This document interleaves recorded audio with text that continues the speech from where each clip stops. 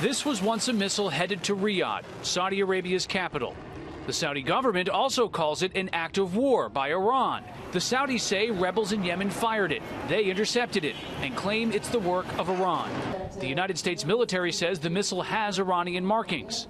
That's been demonstrated, and there are pictures that depict that. So to me, that connects the dots to Iran in terms of who's supplying those missiles and that capability. Secretary of State Rex Tillerson, while traveling in Asia, says the missile appears to have Iranian origin and, quote, once we can confirm that with some actual forensics, I think that will be useful in deciding what action to take next, particularly at the UN Security Council, because that would represent a violation of certain Security Council resolutions in terms of providing arms into a conflict zone.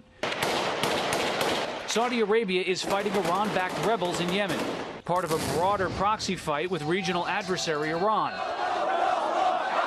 In Lebanon, Saudi Arabia claims the influence of Iran-backed Hezbollah in Lebanon's government is overwhelming. The Saudis say Hezbollah's activities in Lebanon are effectively a Lebanese act of war against Saudi Arabia. The Saudis just requested their citizens leave Lebanon.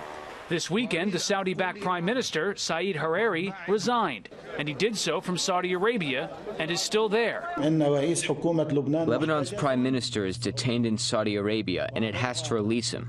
The Lebanese should work to bring him back to Lebanon, and then it's up to him to go wherever. Maybe he wants to go back to Saudi. It's his call. He also says Saudi Arabia has declared war against Lebanon and Hezbollah. Secretary Tillerson says the Saudi foreign minister assured him Hariri resigned on his own. Tillerson says he has no indication the Saudis are holding Hariri against his will. U.S. allies are also trying to halt the escalation.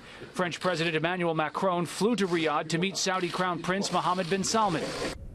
And Crown Prince Mohammed bin Salman is also leading a controversial anti-corruption crackdown in Saudi Arabia.